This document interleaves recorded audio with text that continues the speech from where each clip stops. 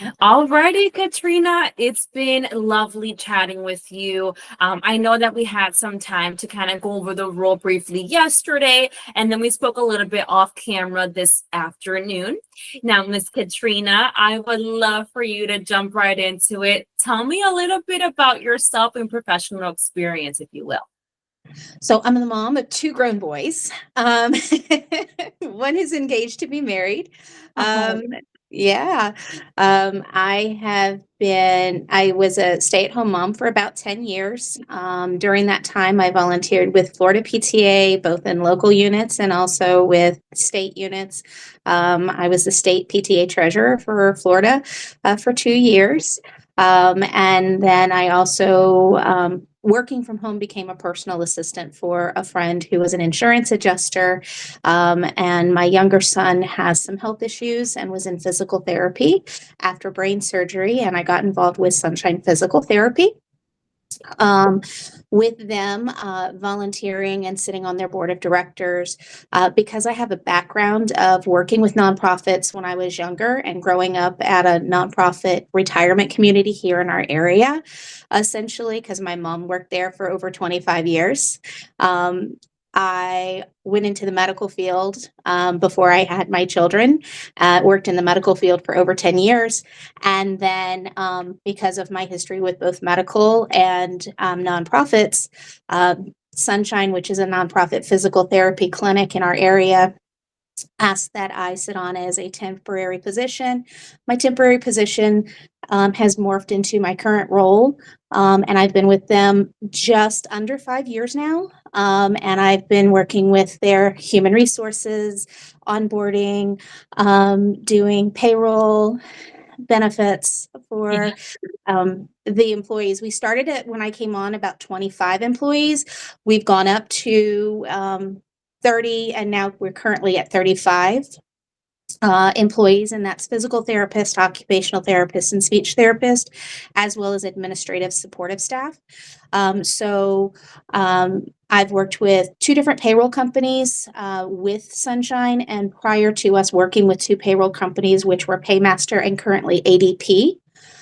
We worked with just QuickBooks. So I did QuickBooks for payroll for all the employees, and that includes filing the 1099s, W-2s, um, working with ADP and our current benefits administrator, because we currently have a Blue Cross Blue Shield policy, and we have a local rep that I work with very closely to make sure that we are getting the best benefits for our employees. And I'm currently working with ADP right now to see what our roles will be with open enrollment coming up shortly. So I like to work with them so that we can find the best benefits for the employees. Working with onboarding, scheduling, drug testing, background screenings, because we do background screenings through Agency for Healthcare Administration for our employees. Sorry. I'll jump right into it, right? Because you gave a great introduction as far as who you are, right, Katrina, as well as where you have came from in your career to where you are now, which you highlighted currently, or you've been working for about 5 years with your current company, more of Correct. a business office manager as well as human resources. So Correct. we have that there now. You are currently doing payroll for about 35 employees. Yeah. Now, with this company that you applied for, they do have about 185 employees. And they are employees, they're across 7 southeastern states. So have you been able to, or have you ever had to experience any multi-state payrolling at all? Or was this particularly only in Florida? So most of the payroll that I've done is Florida based. However, we did have several employees that we were working with remotely that moved, that we were able to work with, that lived out of state, and they were in North Carolina and Georgia. So I was able to work with them also to make sure that the payroll was done properly and set up in the system for ADP. So Amazing to hear that. And so, can you walk me a little bit through your process for ensuring accurate payroll deductions, which includes the taxes? We know it's different per state, benefits or the withholdings, and if you ever had any discrepancies and errors with that. So, with well, when we did it with QuickBooks, I'll start there. Yeah. QuickBooks was a little bit more hands-on, so you had to make sure that everything was entered. With QuickBooks, we also had to, or I also had to, make sure that all of the taxes were filed for the state properly, and the workers' comp, everything was filed properly. Working with the payroll companies, I worked with them when we were setting everything up to based on whatever our company benefits were at the time. So we currently have an IRA with a 2% match. So when we set everything up on the back end, it's set up where the match is put into the system. And then also if there's any change to benefits, we're able to set everything up into ADP with the system so that everybody's entered into what they're supposed to have. And it's calculated by biweekly because we currently do biweekly payroll, so that their benefits are taken out for the proper amount. I've not had any issues with entering payroll incorrectly. Amazing. Amazing. um, which it's always one of those things you do worry about, but you always double check yourself. Absolutely. And I'm actually one that I'll triple check myself before I hit the send button to Yeah. make sure that everything, all the I's are dotted, all the T's are crossed, and everything adds up to the way it's supposed to. So Completely. I am the same way now. I don't do payroll, but when it comes down to my other tasks, I'm just, double and triple checking it. So I can only imagine your process with payroll there.